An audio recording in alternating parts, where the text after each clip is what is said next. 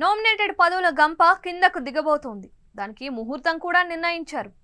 August 15 హడావిడి ముగిసిన తరువాత ఆగస్టు 16న నామినేటెడ్ సందడికి తెర తీస్తారు అని టాకు.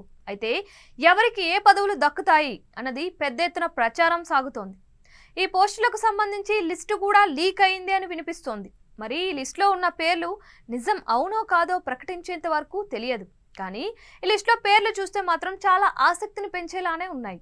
ఏపీలో మొత్తం 90 దాకా కార్పొరేషన్లు, వాటి చైర్మన్లు, అందుబాటులో మెంబర్లు వెరసి దాదాపు 100లలోనే పోస్టులు ఉన్నాయి.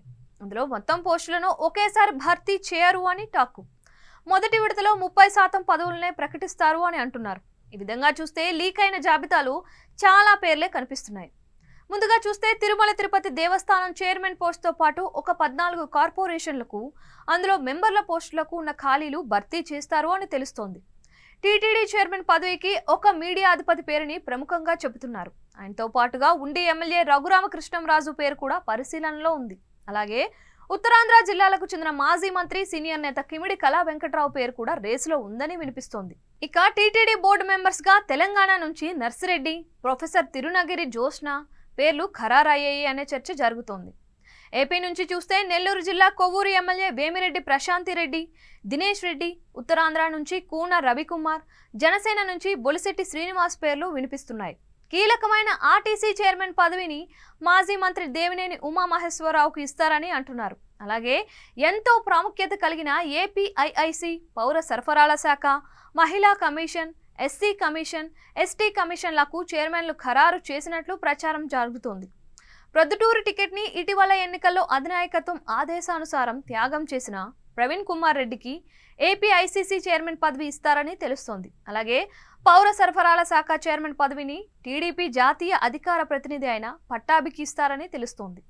ఎస్సీ కమిషన్ చైర్మన్ గా మాజీ మంత్రి పీతల సుజాత, ఎస్టీ కమిషన్ చైర్మన్ గా మాజీ మంత్రి Kidari Shravan Kumar, Amaravati development corporation chairman పదవిని ఆలపాటి రాజాకి ఇస్తున్నారు అనే ప్రచారం సాగుతోంది. ఇక పార్టీ పదవుల విషయానికి వస్తే కేంద్ర మాజీ మంత్రి పనబాక లక్ష్మికి ఏపీ తెలుగు మహిళా రాష్ట్ర అధ్యక్షురాల పదవిని ఇస్తారని అంటున్నారు.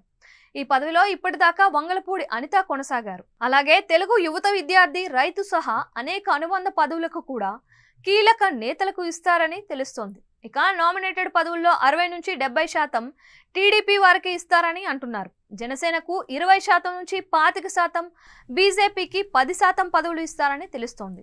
అన్ని పదవులు ఒకేసారి భర్తీ చేస్తే ఆశావహులు ఎక్కువ మంది ఉన్నారు కాబట్టి అసంతృప్తి కూడా ఎక్కువగా ఉండొచ్చు అన్న ఆలోచనతో దఫాలుగా పదవులను భర్తీ చేయడం జరుగుతోంది. దీని ద్వారా టీడీపీ తమ్ముళ్లను దారికి తెచ్చుకునే వ్యూహం అనుసరిస్తారు అని అంటున్నారు. ఏది ఏమైనా రఘురామకు టీటీడీ చైర్మన్ పదవి ఇస్తే మాత్రం అది హాట్ టాపిక్ అవుతుంది. చూడాలి మరి ఏం జరుగుతుందో.